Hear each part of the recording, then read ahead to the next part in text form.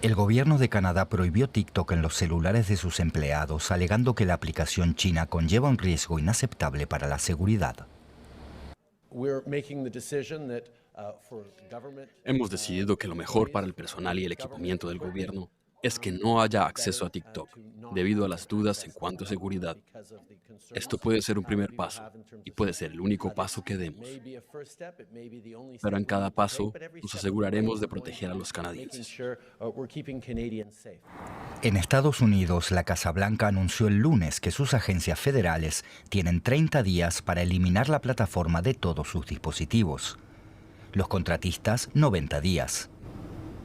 Esta decisión es un escollo en las relaciones entre China y Occidente, ya de por sí tensas por las acusaciones de que el gobierno chino podría usar los datos de los usuarios.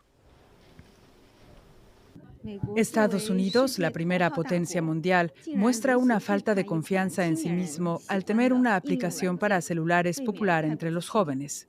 Nos oponemos firmemente al enfoque erróneo de Estados Unidos de extralimitar el concepto de seguridad nacional, que lo lleva a abusar de su poder y reprimir injustificadamente a empresas extranjeras. En 2022, TikTok facturó $6.000 millones a través de publicidad solo en Estados Unidos. La empresa teme perder un lucrativo mercado estadounidense y lo mismo podría ocurrir en la Unión Europea. La aplicación deberá eliminarse de los dispositivos privados que utilicen aplicaciones de la Comisión Europea antes del 15 de marzo. Cajas vacías, unos cuantos tomates y pepinos, suficiente para preparar una ensalada, pero no para todas las ensaladas que los residentes de este barrio londinense quisieran hacer. Las tiendas han puesto límites a las compras de comestibles frescos. La escasez nos obligó a cambiar las salsas a base de tomate por salsas blancas, porque ¿qué podemos hacer? Tenemos que ser rentables. El mal tiempo en España y Marruecos reduce sus exportaciones de lechuga y los agricultores del Reino Unido no pueden compensar el faltante por los altos precios de la energía y los precios bajos de los alimentos que reducen sus márgenes. Estábamos hablando de esto el año pasado, pero no se decía mucho. Ahora, solo porque se ven los estantes vacíos, se vuelve a hablar de eso. Lo peor es que el final no está a la vista y se espera una mayor escasez. Los agricultores de manzanas no han estado comprando plantas ni sembrando más huertos, por lo que habrá escasez de esta fruta en algún momento. No pueden permitírselo, no reciben buen precio. El primer ministro británico Rishi Sunak visitó Belfast para promocionar su nuevo acuerdo con Bruselas. El Reino Unido y la Unión Europea han acordado una profunda revisión de las normas comerciales para Irlanda del Norte tras el Brexit, con el objetivo de simplificar el comercio bilateral entre esa región y el resto del país. La inflación en la eurozona se mostró invariable en un 8,5% interanual durante los 12 meses anteriores a febrero, indicio de que los precios al alza en Europa son rígidos y no ceden lo rápido que se desea. Los últimos datos muestran que las presiones inflacionistas no varían desde el mes pasado. A principios de semana, los indicadores de inflación de Alemania, Francia y España se situaron por encima de las previsiones, aumentando la presión sobre el Banco Central Europeo para subir tasas.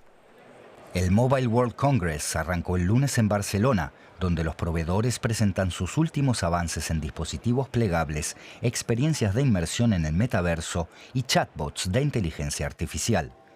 El Congreso se celebra sin restricciones por primera vez tras la pandemia del coronavirus. La decreciente demanda preocupa mucho al sector, acostumbrado a crecer con dinamismo en los últimos años, que vio como las ventas de celulares caían un 11% el año pasado. La empresa aeroespacial y de defensa francesa Thales prevé crear 12.000 nuevos puestos de trabajo. El presidente de la compañía explicó que esto es posible gracias al dinámico crecimiento del sector a causa del aumento del gasto en defensa de todos los países europeos. Las acciones del grupo Thales crecieron un 60% desde el inicio de la guerra en Ucrania en febrero pasado.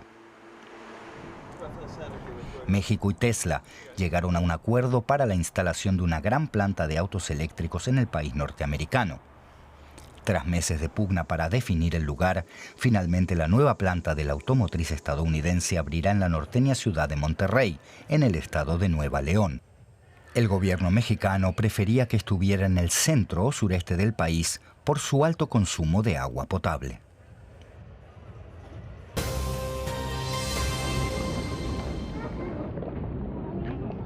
La desagradable sorpresa llegó por la tarde. Súbitamente, 20 millones de argentinos se quedaron sin electricidad. Muchos comercios tuvieron que cerrar. En la pizzería La Continental se vieron obligados a improvisar. Y a las 3 de la tarde se nos cortó la luz y bueno, estamos viviendo este calvario, no tenemos semáforos. Nosotros no tenemos grupo electrógeno, pero vamos a llevar toda nuestra mercadería a otro local, donde sí tiene grupo electrógeno. Y bueno, la falta de arreglo en nuestro país, creo que esto se nota en este momento. La causa del corte fue un incendio en un campo que alcanzó una línea de alta tensión.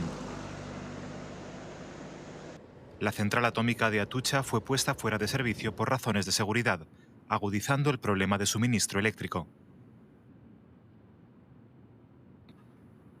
En Buenos Aires el transporte público virtualmente colapsó. Los subterráneos dejaron de circular y en las estaciones de trenes los pasajeros esperaban en vano frente a los tableros. Sí, estuve un rato demorada también en el subte y después volví acá y nada, estoy hace como media hora más o menos, estoy esperando y voy a estar un montón más, así que... Buenos Aires vive uno de los veranos más calurosos de los últimos tiempos. Los equipos de aire acondicionado ponen presión al sistema de distribución eléctrica. Ya desde enero son habituales pequeñas interrupciones del suministro. El rial iraní se devalúa rápidamente y su valor toca mínimos históricos. La economía está cada vez más lastrada por las duras sanciones de Occidente. Las violaciones de derechos humanos, la ruptura del acuerdo nuclear en 2015 y el suministro de material militar a Rusia erosionan la reputación internacional del país. Los ahorros se evaporan. Nuestra paciencia tiene un límite. Podemos aguantar las dificultades hasta cierto punto. Cuando se rebasa, la gente se pregunta qué puede hacer. Tal vez la cotización del dólar alcance $1.000.000. ¿Cómo vamos a vivir? ¿Cuál es el tope de la inflación? ¿Hasta cuándo? La inflación interanual superó el 53% en enero frente al 44% de hace 2 años. El aumento de precios y la grave situación económica alimentan la indignación contra el gobierno. Con la actual cotización de $600.000 por dólar, no se pueden vender bienes importados. Es demasiado caro. Lo que las tiendas venden hoy se importó con la cotización antigua. Si compran ahora, perderán dinero. La economía de Irán es especialmente inestable desde 2015, cuando se firmó el pacto nuclear. Hoy, el país mira a China, con la que ha firmado varios acuerdos comerciales este mes. Sin embargo, la brutal represión de las protestas y la venta de drones militares a Rusia impiden establecer los lazos comerciales con Occidente.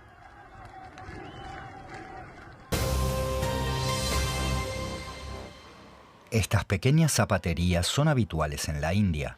Son parte de su tradicional economía de reparación y reciclaje que extiende la vida útil del calzado. Es un enfoque sostenible, pero pierde adeptos. El crecimiento económico de la India ofrece nuevas oportunidades a quienes se dedicaban a esta profesión, generalmente provenientes de sectores marginados. También dio a los consumidores más opciones para elegir y más dinero para gastar. Hoy, la industria del calzado lanza al mercado productos hechos, sobre todo con materiales sintéticos. Son más difíciles de reparar o reciclar y cuando se desechan, contaminan el medio ambiente.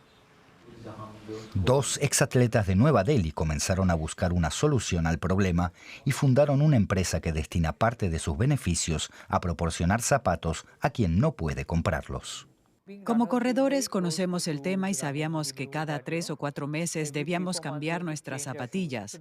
Entonces pensamos en ir más a fondo. Investigué y descubrí que 350 millones de zapatos van a parar cada año a los vertederos, cuando hay gente que tiene que andar descalza. La conexión es clara. Reparando y reciclando podemos evitar que los zapatos terminen en los vertederos, dándoselos a alguien que los necesita. Green Soul organizó una extensa red de centros en todo el país, donde la gente puede donar calzado que no necesita. Miles de zapatos viejos o dañados, pantuflas y sandalias son procesados y reacondicionados. El proceso se hace a mano, transformando las partes sueltas en zapatos listos para usar. Los ingresos por ventas permitieron donar más de 500.000 pares de zapatos a niños en áreas rurales. Esta es otra empresa que se dedica a producir calzado para reducir el volumen de basura en el medio ambiente. Padux, de Bombay, confecciona zapatos a partir de cámaras de neumáticos, corcho y tela. Eso que ves aquí está cortado de neumáticos usados que normalmente terminan en los vertederos. Esta es una versión superior, más refinada, que mezcla el material del neumático con otros elementos reciclables y sostenibles. Por definición, un zapato realmente sostenible debe ser duradero, confeccionado a partir de material reciclable no contaminante y fabricado con energía procedente de fuentes renovables. No obstante, los expertos resaltan que la mejor manera de minimizar la huella ecológica es que los consumidores compren menos y prolonguen la vida útil del calzado que ya tienen.